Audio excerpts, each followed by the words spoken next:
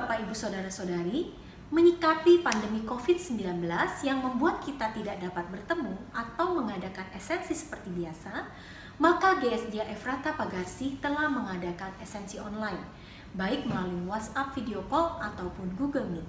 Kami berharap Bapak, Ibu, Saudara-saudari dapat bergabung bersama dengan kami. Setiap pertemuan akan diadakan selama 15-30 menit dalam 2 atau 1 minggu 1 kali. Kita akan saling menguatkan, sharing bersama dan juga berdoa sehingga kita menyadari bahwa kita tidak sendirian dalam menjalani hidup di masa sekarang ini. Yuk bergabung. Hubungi saya ataupun Ibu Yuli di nomor 0813 2009 2343. Tuhan Yesus memberkati. Shalom Efrata Kids, apa kabar nih? Semoga kalian baik-baik aja ya. Dikarenakan pandemi COVID-19 ini, kita sudah tidak bertemu kurang lebih hampir 3 bulan. Oleh karena itu, kita akan bertemu secara online setiap hari Minggu. Kelas Batita dan Balita akan diadakan jam 10 pagi melalui Google Meet. Kelas Pratama dan Madya akan diadakan jam 4 sore melalui WhatsApp video call. Kelas Tunas Remaja akan diadakan jam 7 malam melalui WhatsApp video call juga. Jangan sampai ketinggalan ya, segera hubungi saya di nomor 0895 3437 90970. Sampai ketemu semuanya, God bless you. Matius 18 ayat 20. Sebab di mana 2 atau 3 orang berkumpul dalam namaku, di situ aku ada di tengah-tengah mereka. Selamat pagi jemaat yang dikasihi Tuhan. Sebentar lagi kita akan segera masuk ke dalam ibadah online GSDA Efrata. Sebelum ibadah dimulai, marilah kita semua mempersiapkan diri kita dengan memakai pakaian yang rapi dan pantas, karena kita akan bertemu Tuhan Yesus. Meski beribadah secara online, hindari hal-hal yang dapat mengganggu selama beribadah, seperti mematikan dering handphone dan tidak sambil makan atau minum. Persiapkan Alkitab dan buku catatan. Mengikuti ibadah sampai akhir sama seperti saat di gereja. Selamat beribadah, Tuhan Yesus memberkati. Selamat siang semuanya. Selamat berdoa kembali. Kita akan memulai ibadah ini dan kita akan memulai setiap tujuan dan pengembangan kita dan Tuhan ku terlebih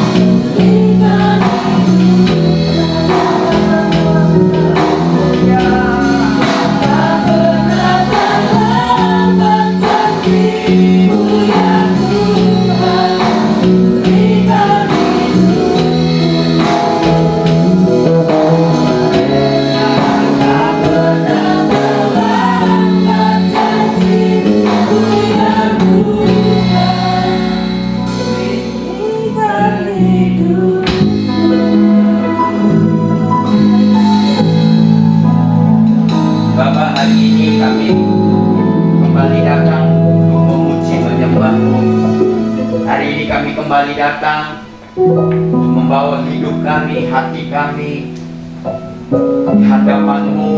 Kami rindu, kami haus akan Engkau. Puaskan kami setiap pribadi yang hadir pada pagi hari ini. Biarkan Kau nyatakan kemuliaan-Mu, biarkan Kau nyatakan kuasa-Mu dan mujizat-Mu. Kami siap menyembah Tuhan, kami siap mempersembahkan hidup kami, kami siap menyembah, kami siap memuji-muji Tuhan, kami siap menyenangkan hati Tuhan pada pagi hari ini. Dalam nama Tuhan Yesus, hamba serahkan ibadah ini dari awal pertengahan sampai akhirnya. Di dalam nama Tuhan Yesus Kristus kami berdoa dan mengucap syukur. Haleluya. Amin. Saya undang semua untuk bangkit berdiri. Bangkit Dengan berdiri. menaikkan setiap pujian. Bangkit berdiri.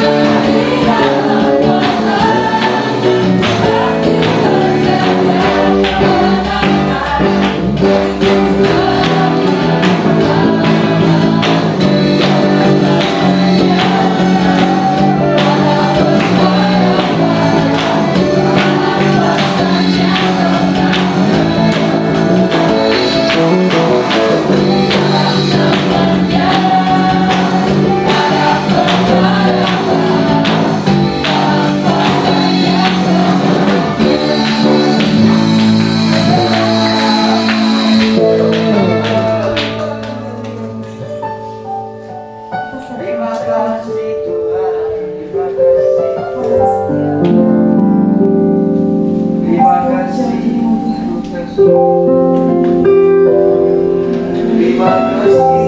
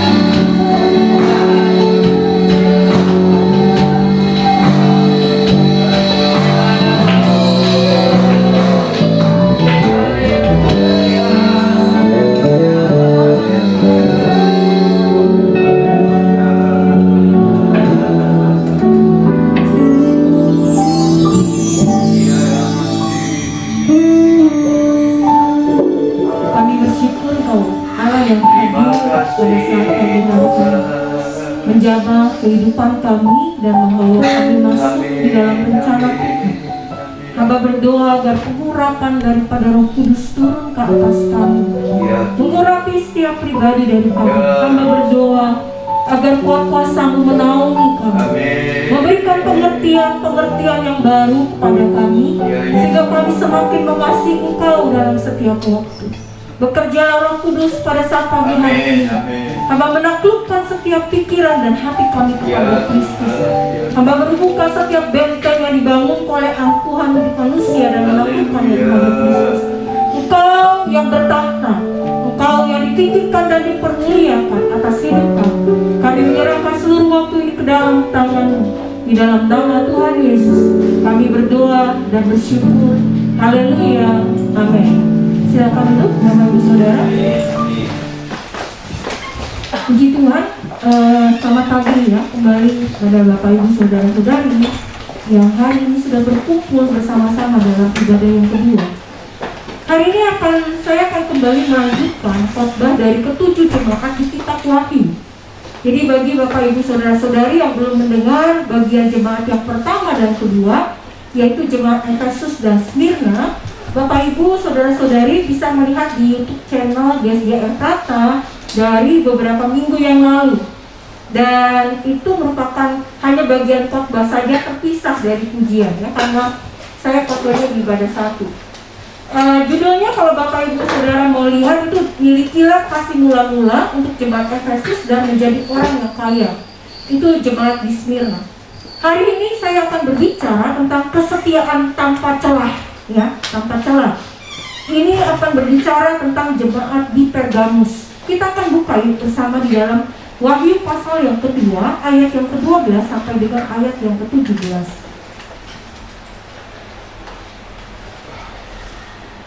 Wahyu pasal yang kedua, ayat yang ke-12 sampai dengan ayat yang ke-17.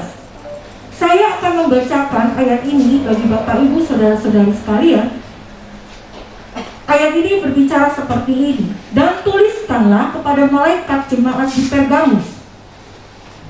Inilah dia yang memakai pedang yang tajam dan bermata dua. Aku tahu di mana engkau diam, yaitu di sana, di tempat tahta iblis, dan engkau berpegang kepada namaku, dan engkau tidak menyangkal imanmu kepadaku. Juga tidak pada zaman Antipas, saksiku yang setia kepadaku, yang dibunuh di hadapan kamu di mana iblis diam. Tetapi aku mempunyai beberapa keberatan terhadap engkau. Di antaramu ada beberapa orang yang menganut ajaran Bileam, yang memberi nasihat kepada Balak untuk menyesatkan orang Israel supaya mereka makan persembahan berhala dan berbuat zina. Demikian juga ada padamu orang-orang yang berpegang pada ajaran pengikut Nikolaus.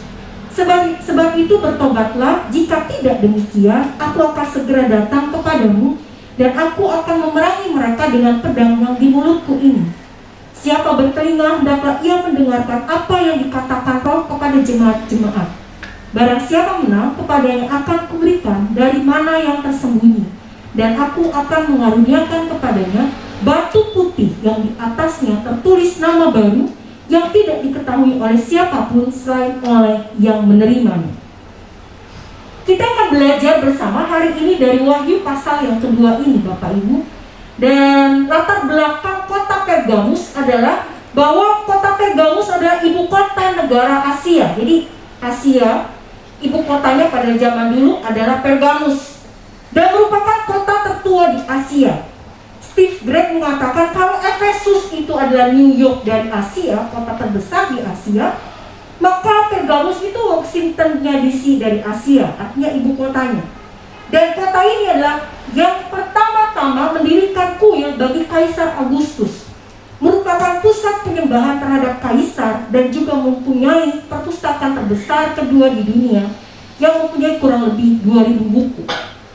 William Berkeley mengatakan seperti ini, Bapak Ibu, bahwa Pergamus adalah pusat agama kafir, di mana penyembahan berhala dan dewa-dewi ada di sana.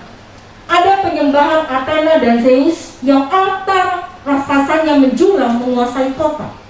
Di sana juga, tempat ini juga secara khusus memiliki penyembahan terhadap Asklepius, semoga saya benar, yang membuat orang sakit berdatangan. Kenapa? Karena dia adalah dikatakan sebagai dewa kesembuhan.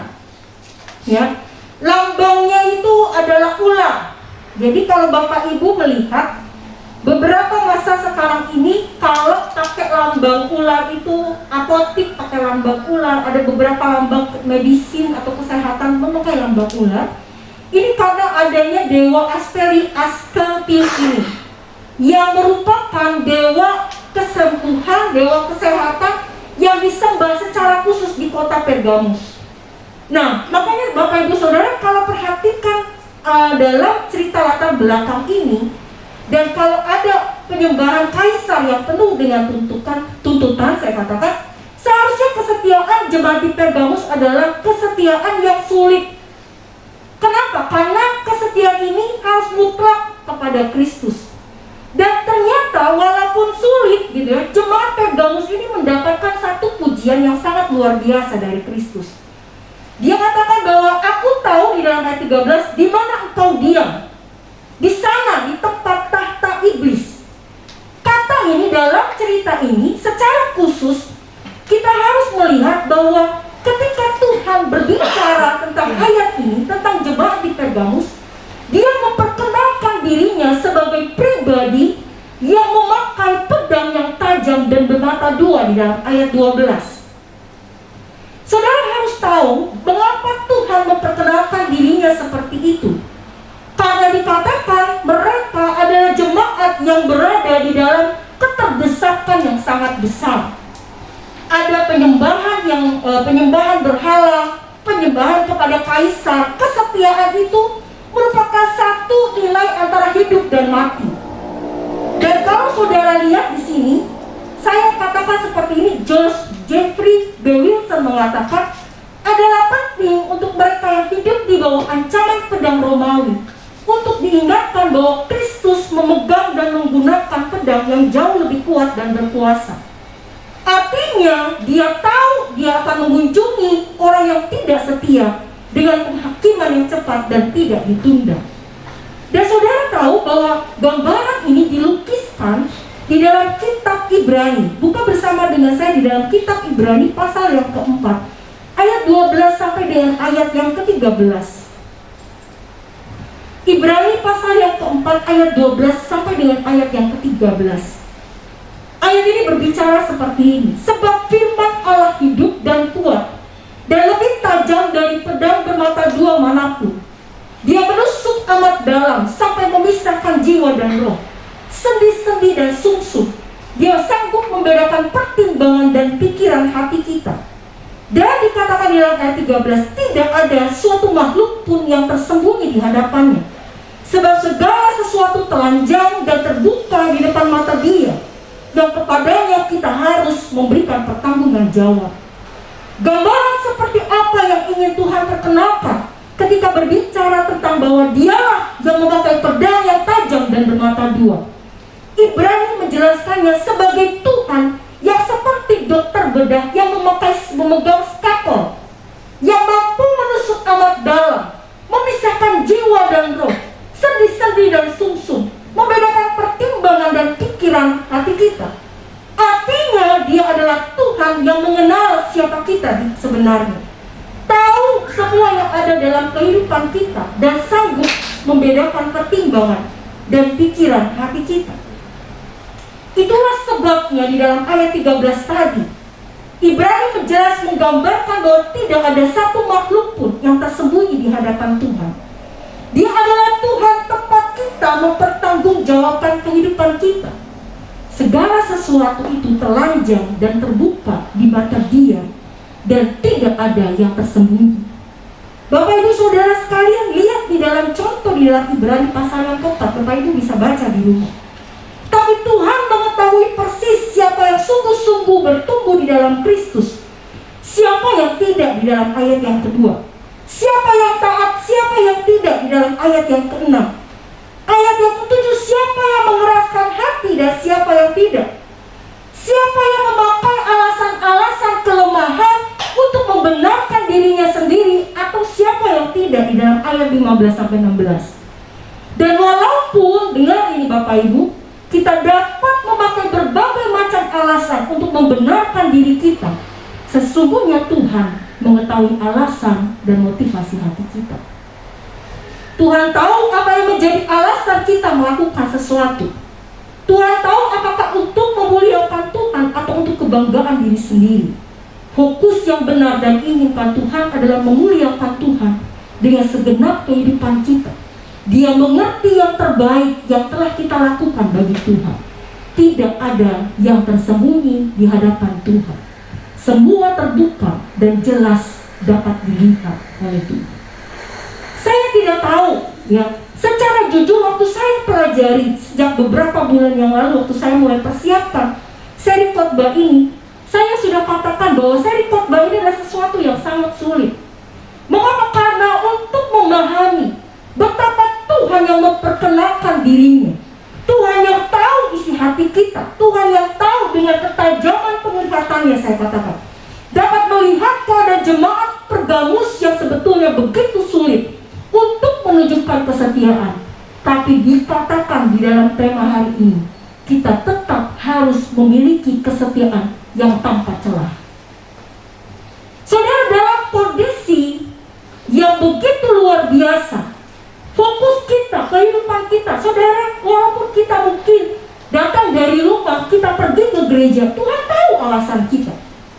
Tuhan kenal siapa kita.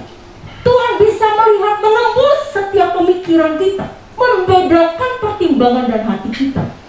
Gak ada satupun yang bisa kita sembunyikan di hadapan Tuhan. Semua terbuka karena Tuhan kenal dan tahu siapa kita sesungguhnya.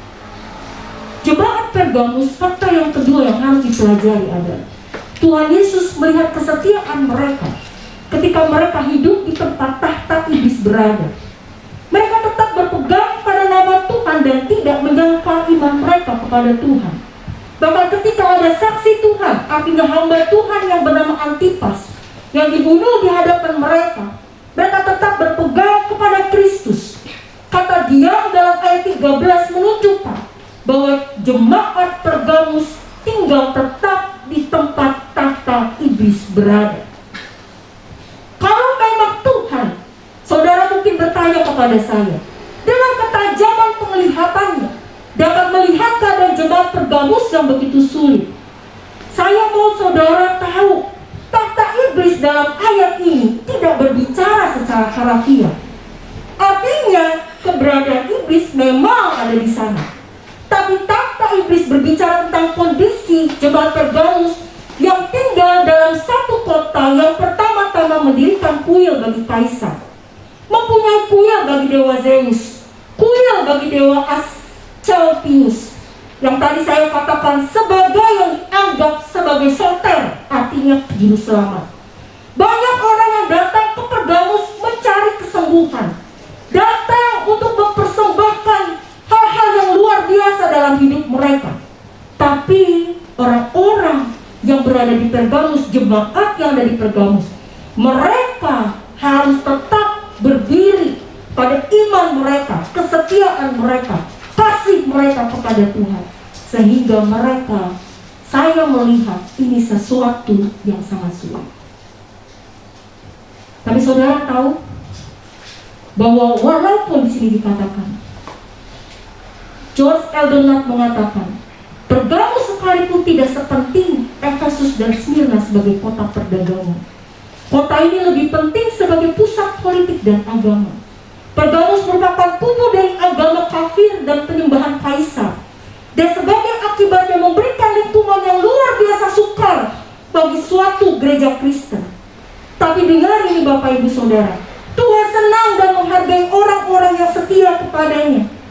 Apalagi mereka yang setia kepadanya di dalam penderitaan, kesukaran, bahaya, dan ancaman. Dan lebih lagi mereka yang setia sampai mati. Kesetiaan yang bisa ditembus sama Tuhan ternyata memiliki titik celah, saya katakan. Selain pujian di Pergamus ini, jemaat ini ditegur oleh Tuhan Yesus. Mengapa? Ada dua teguran yang diberikan Tuhan Yesus kepada jemaat di Pergamus. Kristus yang sama yang melihat kesetiaan mereka, melihat celah yang dapat menghancurkan iman dan kesetiaan mereka kepada Kristus. Hal ini juga merupakan peringatan besar bagi jemaat Tuhan masa kini. Hati-hati terhadap celah dalam kesetiaan kita kepada Tuhan. Hati-hati terhadap titik yang bisa membuat kita mundur daripada Tuhan. Hati-hati kalau bukan penderitaan dan kesulitan yang akan menyingkirkan kita dari kesetiaan kita kepada Kristus.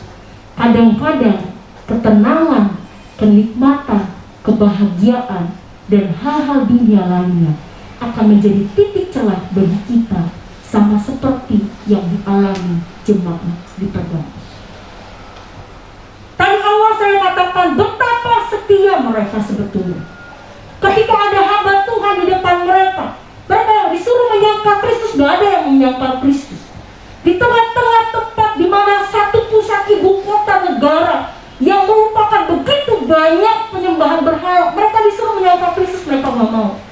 Tapi di sini dikatakan Kristus tetap menegur, karena ada satu titik celah di dalam hidup mereka, di dalam iman mereka kepada Kristus, yang membuat mereka dianggap oleh Kristus. Dikatakan hati-hati dengan kesetiaanmu kepada Tuhan. Saudara, kita harus punya kesetiaan yang tanpa celah. Karena celah yang sedikit saja, kalau itu air, saudara, ada satu titik celah saja, air kalau mengalir itu bisa rembes. Makanya banyak kalau lagi hujan bocornya nggak bocor yang besar, tapi rembes dari dinding, rembes yang kecil-kecil, titik-titik retak. Gak perlu besar, tapi kalau itu udah bocor, kena hujan itu akan membasahi rumah. Kesetiaan kita kepada Kristus juga harus hati-hati. Ada banyak titik celah dalam hidup kita yang bisa menggoyahkan iman kita, yang membuat kita bisa jauh daripada Tuhan, hidup jauh daripada Tuhan. Apa yang ditegur Kristus kepada jemaat di Pergamus di dalam pasal 2 ayat yang ke-14 dalam kitab Wahyu, dikatakan dengan jelas bahwa aku mempunyai beberapa keberatan terhadap engkau, karena di antaramu ada beberapa orang yang menganut ajaran Bileam, yang memberi nasihat kepada Balak untuk menyesatkan orang Israel supaya mereka makan persembahan berhala dan berbuat zina. Apa ajaran Bileam itu? Untuk mengerti, nanti Bapak Ibu boleh baca di Bilangan pasal yang ke-22 sampai 31. Tapi saya ringkas seperti ini. Bileam adalah seorang nabi pada zaman Musa. Pada saat itu bangsa Israel menimbulkan kegentaran karena mujizat-mujizat yang mereka alami dalam perjalanan mereka menuju tanah Kanaan. Siapa yang tidak takut terhadap bangsa Israel yang disertai dengan tangan Tuhan yang begitu perkasa? Balak yang adalah Raja Moab saat itu begitu takut akan kekuatan Israel karena Tuhan ada di pihak Israel. Lalu Balak ini, raja ini, menyewa Bileam, nabi itu, untuk mengutuk Israel. Bileam dibayar dengan uang yang banyak untuk memenuhi keinginan Balak. Bileam akhirnya menerima upah yang diberikan. Lalu pada waktu dia perjalanan untuk mengutuk Israel, Tuhan mengingatkan dia melalui keledai yang bisa berbicara. Dan pada waktu keledai itu berbicara kepada Bileam, akhirnya Bileam mendatangkan berkat kepada orang Israel.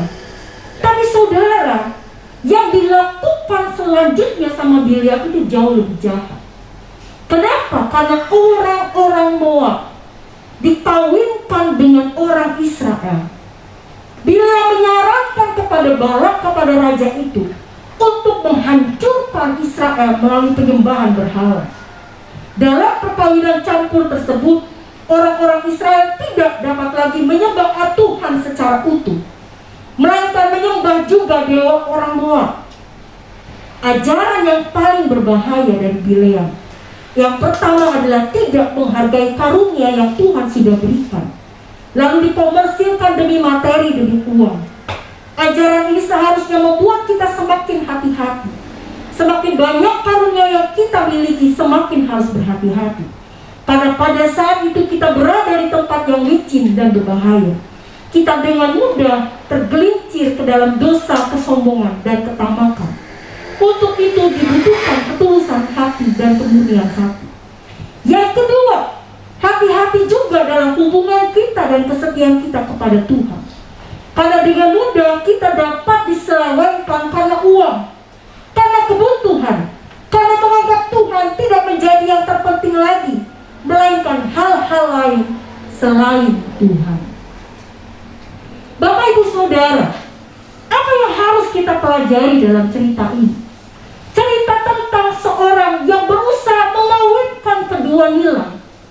Gak apa-apa deh, saya kan jadi orang Kristen, apalagi nanti ajaran yang kedua Nikolaus.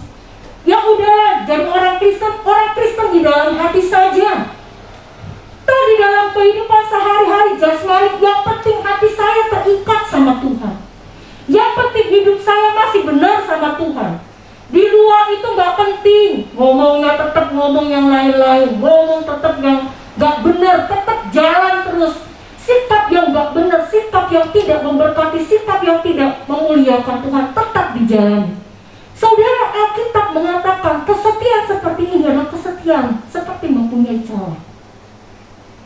Bileam, ajaran Bileam yang dianut oleh beberapa pengikut daripada Kristus di jemaat Pergamus ini membuat mereka mengawinkan nilai-nilai dunia dengan nilai-nilai kekristenan. Dan ini sangat berbahaya Bapak Ibu. Yang kedua celahnya adalah di dalam Wahyu pasal kedua ayat ke-15.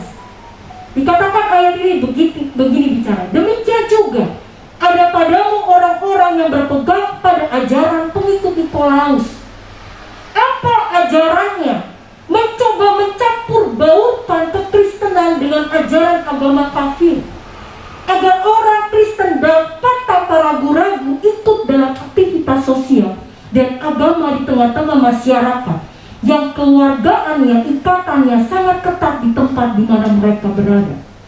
Pengikut ini memiliki jalan hidup yang bebas.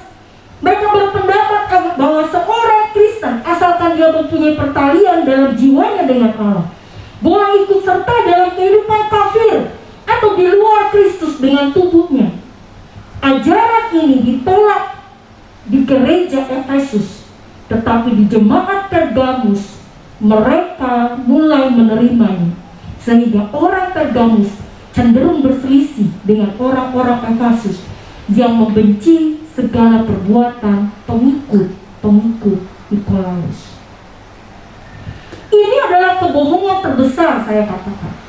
Kebohongan yang selalu ditebarkan oleh iblis. Boleh pergi ke gereja, gak apa-apa, rajin aja ke gereja, tapi jangan serius ya di gereja, jangan dengerin firman Tuhan. Boleh setia sama Tuhan, datang sama Tuhan, tapi jangan sepenuhnya percaya sama Tuhan Yesus. Kamu masih ada hal-hal lain yang bisa membawa diri kamu untuk lebih bahagia, lebih happy daripada ikut Kristus sepenuhnya. Saudara, ini kebohongan yang terus-menerus dihembuskan oleh iblis dari masa ke masa. Bayangkan pada zaman Pergamus itu masih awal Masehi. Ini udah tahun 2020 saudara. Dan saudara harus tahu, sekitar 2000 tahun itu selalu dihembuskan, gak apa-apa, pergi aja ke gereja, yang rajin aja, gak apa-apa, asal hatimu jangan serius sama Tuhan. Gak apa-apa, duduk aja, pergi ke gereja, gak apa-apa, asal jangan dengarkan firman Tuhan. Gak apa-apa kamu dengarkan firman Tuhan, tapi jangan melakukan firman Tuhan, itu merugikan dirimu.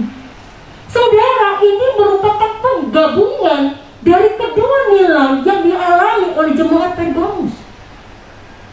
Saya pernah dikasih tahu sama teman saya, ada pepatah, rupanya saya baru tahu, hubungan dengan Tuhan itu jangan terlalu dekat. Nanti kalau terlalu dekat dengan Tuhan jadi repot, jadi sibuk. Tapi juga jangan terlalu jauh, supaya tetap diberkati Tuhan. Ini nilai yang salah saudara. Ini sesuatu yang salah. Apa yang seharusnya terjadi? Kita harus dekat dengan Tuhan. Kita harus mengasihi Tuhan dengan segenap hidup kita. Kesetiaan kita kepada Kristus harus tanpa celah, harus tanpa titik sekalipun. Gak boleh buka apapun yang bisa membuat celah antara hubungan kita dengan Kristus. Saudara, ini sesuatu yang menurut saya semakin berarah kepada dunia ini, semakin mengarah ke sini. Ini nilainya jadi semakin jelas, semakin kelihatan. Ya, beberapa waktu yang lalu saya kasih tahu. Saya ngomong sama beberapa orang, bukan hanya di tempat ini. Di tempat ini malah nggak ada yang ngomong. Tapi teman-teman saya yang lain mulai ngomong. Di tempat saya gerejanya udah mulai buka. Tapi mau ibadah pergi ke gereja malas. Tapi mau ibadah online saya juga nggak ngerasa apa-apa kayak nonton YouTube. Saya bilang pilih salah satu. Kita tidak boleh berada di tengah-tengah. Kita tidak berpindah pergi ke gereja kalau memang gereja udah dibuka. Kita mau memilih tetap di rumah kalau udah terlanjur keenakan di rumah. Tapi di sisi yang lain, saudara, ketika kita pergi ke gereja, buka hatimu selebar-lebarnya agar Tuhan menjamah engkau. Kalaupun saudara ibadah di rumah, buka hatimu. Jangan sampai seperti teman saya ngomong, seperti nonton YouTube. Gak ada bedanya. Sama seperti siapa tuh yang Instagram yang YouTuber nonton konser, nonton ibadah. Gak ada bedanya. Itu tidak pernah menjamah hidup. Bahaya, saudara, hati-hati. Kenapa saya katakan bahaya? Karena gak apa-apa seperti yang tadi dinilai. Gak apa-apa, nonton aja. Ibadahnya nonton aja, asal Tuhan tidak menjamah hidupmu. Gak apa-apa datang ke gereja asal firman Tuhan tidak berbicara dengan kau dan mengubah engkau. Ini nilai yang sedang dilakukan oleh jemaat Pergamos. Saudara, hati-hati. Hati-hati, saya waktu lihat ini, makanya Kristus membuka ayat ini dengan Dia yang memegang pedang yang bermata merah. Dia sanggup tahu siapa kita. Dia tahu pemikiran kita, dia tahu hati kita, dia tahu keberadaan kita, gak bisa ditutup-tutupi. Semua orang bisa dibohongi, tapi Tuhan tidak bisa dibohongi, saudara. Saya bisa dibohongi, orang-orang hamba-hamba Tuhan bisa dibohongi, orang-orang sekeliling kita, orang tua kita bisa dibohongi, pasangan kita bisa dibohongi, tapi Tuhan tidak pernah bisa dibohongi. Dia kenal, dia tahu siapa kita, dia tembus semua pemikiran dan hati kita. Makanya berbahaya, Bapak Ibu. Kalau gitu apa yang harus dilakukan? Yang harus dilakukan agar kita memiliki kesetiaan yang tanpa celah ada di dalam Kolose pasal yang kedua sampai yang ke-6, ayat yang ke-6 sampai dengan ayat yang ke-7. Kolose pasal yang kedua ayat yang ke-6 sampai dengan ayat yang ke-7. Kolose merupakan salah satu jemaat yang terdekat dari kota Pergamus ini, dan dia terletak juga di Asia Kecil. Kolose ini menceritakan begini, Bapak Ibu. Kamu telah menerima Kristus Yesus Tuhan kita. Karena itu hendaklah hidupmu tetap di dalam Dia. Hendaklah kamu berakar di dalam Dia dan dibangun di atas Dia. Hendaklah kamu bertambah teguh dalam iman yang telah diajarkan kepadamu, dan hendaklah hatimu melimpah dengan syukur. Betapa berbahayanya bila fokus kita mengalami perubahan seperti yang dialami oleh jemaat Pergamus, mengalami pergeseran iman. Kesetiaan kita mulai memiliki celah. Di dalam ayat yang ke-16 sampai dengan ayat yang ke-19 di kitab Kolose, kalau saudara bandingkan, itu mereka mulai fokus kepada hal-hal yang fisik, kepada nilai-nilai dunia yang mempengaruhi keimanan kepada Kristus. Di sana dikatakan mereka, jelas dikatakan orang-orang yang fokus pada hal-hal fisik adalah orang-orang yang tidak berpegang pada Kristus. Dan ini adalah satu contoh yang diberikan di dalam Kolose pasal yang kedua ayat yang ke-6 sampai dengan ayat yang ke-7. Bertumbuh di dalam Dia, saudara.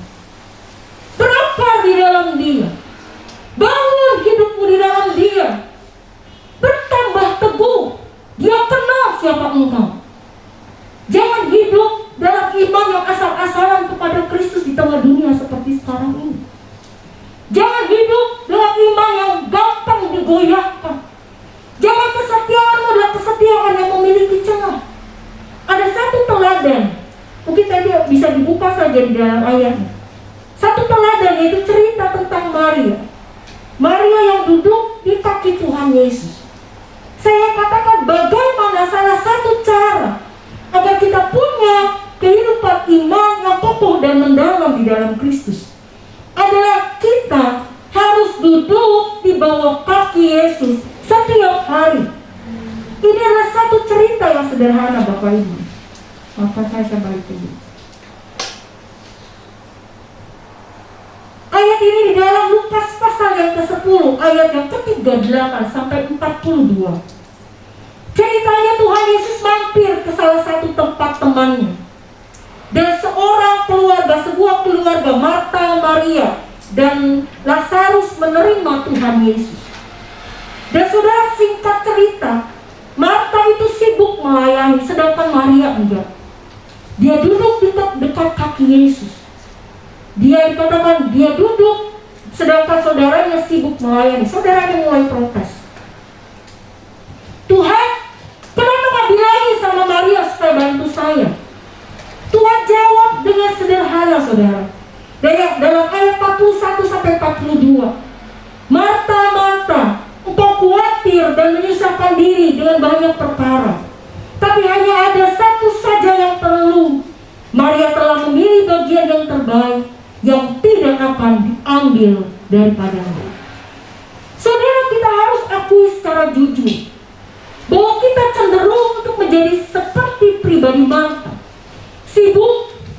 Sibuk melayani, sibuk memasak, sibuk bekerja, sibuk mempertahankan diri, sibuk memperhatikan orang lain. Saudara mungkin tanya ke saya, salah itu Ibu Lydia? Tidak salah. Tapi kecenderungan kita ketika kita sibuk melayani, sibuk memperhatikan orang lain, kita melupakan pilihan yang terbaik, saudara. Pilihan yang terbaik adalah membangun hidupmu dengan Kristus. Hidup di dekat kaki Tuhan. Saya tulis dengan cepat, ini waktunya terus berjalan. Salah satu cara merawat hati dan pikiran kita adalah duduk dekat kaki Tuhan dan memberikan waktu bagi Dia. Orang yang dipenuhi dengan berbagai macam masalah, pergumulan, kekhawatiran, tantangan dalam kehidupannya, justru harus lebih banyak untuk memberikan waktunya bagi Tuhan Yesus. Saya katakan datang dan duduk di bawah kaki Tuhan Yesus akan menjaga kewarasan kita dalam menjalani hidup yang penuh dengan kegilaan ini, saudara. Akan menjaga kewarasan pikiran kita, akan menjaga kewarasan hati kita, sehingga kita gak selalu emosi, kita gak selalu marah, kita gak selalu mudah bertindak, kita gak selalu sensitif dengan keadaan situasi sekeliling kita. Duduk dekat kaki Tuhan, ambil kekuatan Tuhan yang terbesar pada waktu kau duduk di bawah kakinya. Jangan pernah biarkan satu waktu pun ketika kau datang, saudara, ketika kita datang dengan sepenuh hati kita di hadapan Tuhan, kita meluangkan waktu untuk berjumpa dengan Tuhan. Kita melewatkan perjumpaan kita sama seperti Marta. Maria dikatakan mengambil bagian yang terbaik. Dia duduk di dekat kaki Tuhan dan mengambil kekuatan dari Tuhan. Saudara, datang ke gereja zaman sekarang jangan setengah-setengah.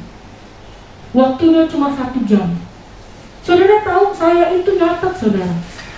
Catat semua kalimat, karena saya mau berapa menit yang diberikan kepada saya itu efektif nyampai kepada saudara.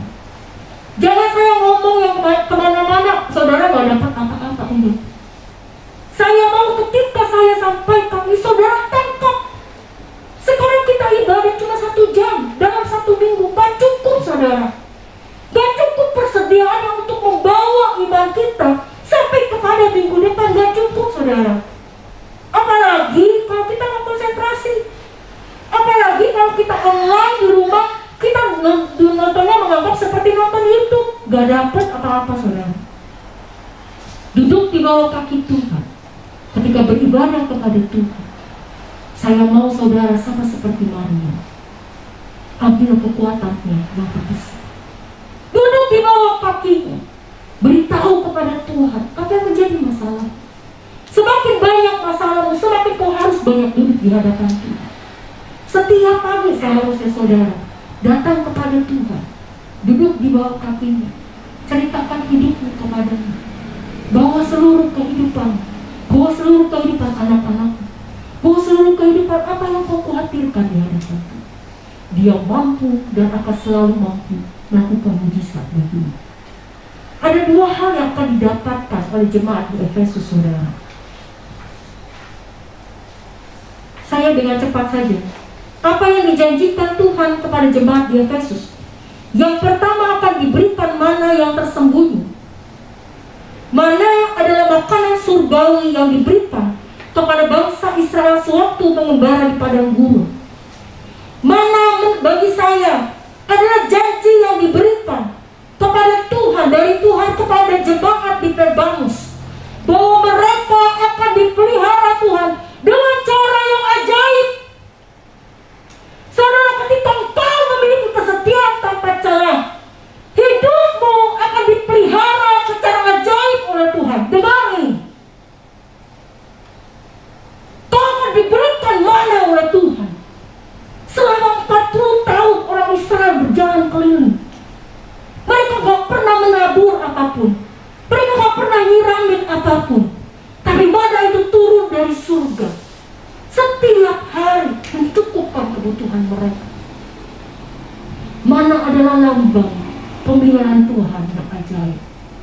Miliki kesetiaan tanpa celah saudara, supaya Tuhan sanggup melakukan banyak hal untuk hidupmu. Dia sanggup pelihara hidupmu. Dia sanggup melakukan mujizat yang tidak pernah kau pikirkan. Dia sanggup mengerjakan hal-hal yang tidak pernah dapat kau bayangkan. Yang kedua adalah batu putih.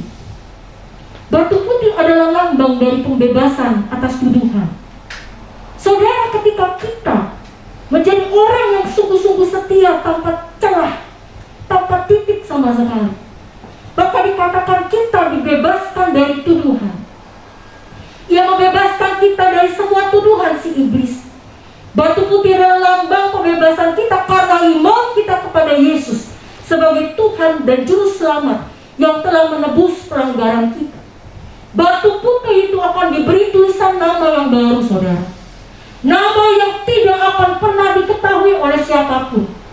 Salah satu penulis mengatakan saudara bahwa batu putih ini adalah sebuah kartu yang diberikan seorang kaisar kepada pemenang. Pemenang yang secara konsisten mengalahkan lawan-lawannya. Pemenang ini mendapatkan piagam dengan di atasnya diukir nama baru saudara. Dan saudara dan saya adalah pemenang karena Kristus bersama dengan kita. Saudara dan saya, kita akan jadi pemenang ketika kita memiliki kesetiaan tanpa celah kepada Kristus. Dan Kristus akan memberikan batu putih kepada kita. Artinya hidup yang baru. Saudara sedang menjalani kehidupan yang baru. Ketika saudara terima Kristus, jangan hidup sama seperti orang yang belum kenal Tuhan Yesus. Karena batu putih itu membuat saudara punya status yang baru. Batu putih itu hanya saudara yang tahu namanya di hadapan Tuhan. Hari ini datang kepada diri saudara. Milikilah kesetiaan tanpa celah. Kadang celah di dalam kehidupan kita, mungkin kekhawatiran kita atau ketakutan kita. Mungkin fokus kita sudah berubah kepada hal-hal yang jasmani. Mungkin masalah kita. Mungkin kita takut dekat dan mengasihi Tuhan. Tapi hari ini tutup celah itu. Ingat dua janji Tuhan yang diberikan kepada jemaat di Pergamus, bahwa ketika engkau memiliki kesetiaan tanpa celah, saudara, engkau akan diberikan mana yang tersembunyi oleh Tuhan. Mana rencana yang rahasia. Hidupmu dijamin oleh Tuhan. Dengar ini. Kau akan mengalami mujizat dalam sepanjang hidupmu. Tuhan menjanjikan pemeliharaan yang tidak pernah berhenti sedetik pun juga. Yang kedua, engkau akan memiliki hidup yang baru. Batu putih itu pegang erat-erat saudara. Sejak kau terima Yesus, jangan pernah pergi darinya. Bilang, saya akan hidup yang baru di dalam engkau Tuhan. Punya status yang baru, nama yang baru yang hanya diberikan Tuhan kepadamu secara pribadi. Berdiri bersama-sama dengan saya.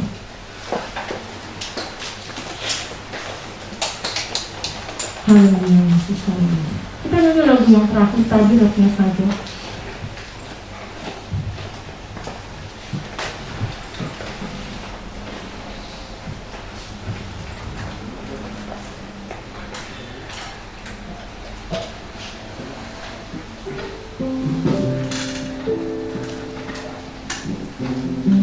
Mungkin kau merasa bahwa kesetiaanmu kepada Tuhan kadang menjadi satu nilai yang gak ada gunanya di masa sekarang.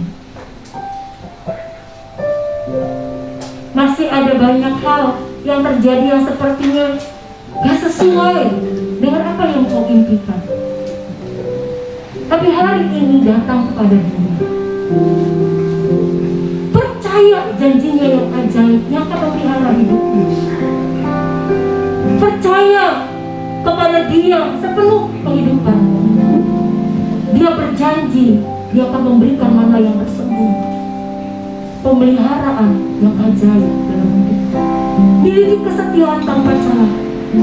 Kalau saudara bilang, Tuhan, kesetiaanku saat ini menjadi celah karena aku banyak khawatir. Aku punya ketakutan akan masa depan. Gak tahu apa yang harus dilakukan.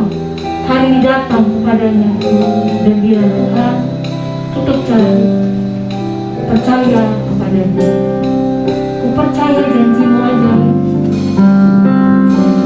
Ku percaya janjimu ajaib.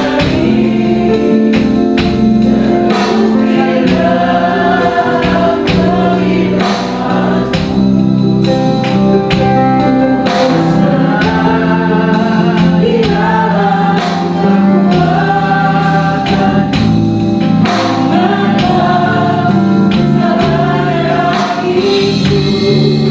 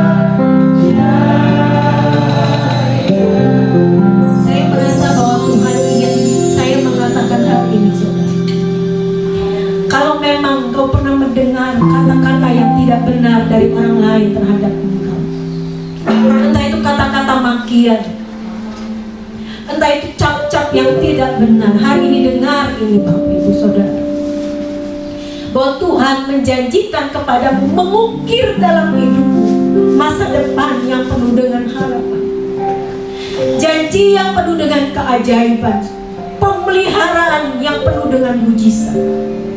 Hari ini datang kepadanya dengan sepenuh hati.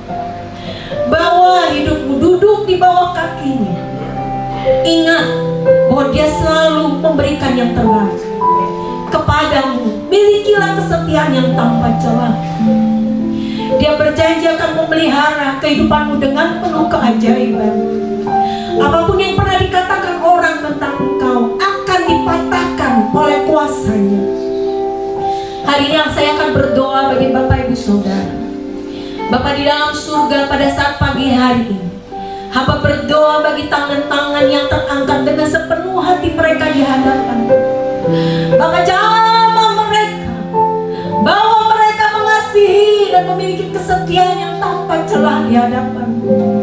Karena janji yang mengikuti aja, janji yang ajaib, janji yang penuh dengan mujizat, janji yang penuh dengan kebahagiaan. Kau tidak akan pernah meninggalkan kami sendirian. Kau mengenal isi hati kami yang terdalam. Pada hari ini ketika hamba berhenti berbicara, hamba berdoa untuk setiap celah Tuhan yang mungkin hari ini sedang terjadi di dalam kesetiaan kami. Entah itu kekhawatiran, entah itu ketakutan, entah itu masalah, entah itu malah kebahagiaan. Hamba berdoa di dalam nama Tuhan Yesus, Kaulah yang akan mengangkat dan menutup celah tersebut, bahwa hidup kami setia, mengasihi-Mu dan percaya kepada-Mu sepenuhnya. Hamba berhenti berbicara Tuhan, dan mengembalikan kemuliaan hanya bagi Engkau.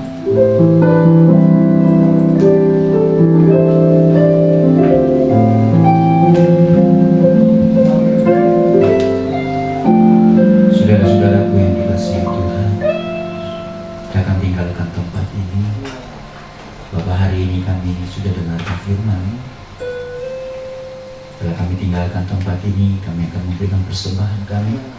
Kami taruhkan ke kotak persembahan yang sudah tersedia. Dan kami tahu ketika kami memberi, kami tahu kami sedang berkati oleh Tuhan. Kami tahu dipelihara oleh Tuhan. Kami tahu Tuhan mengasihi kami. Hari ini saudara-saudaraku, biarkan Tuhan memberkati rumah tanggamu. Tuhan memberkati hidupmu. Tuhan memberkati masa depanmu.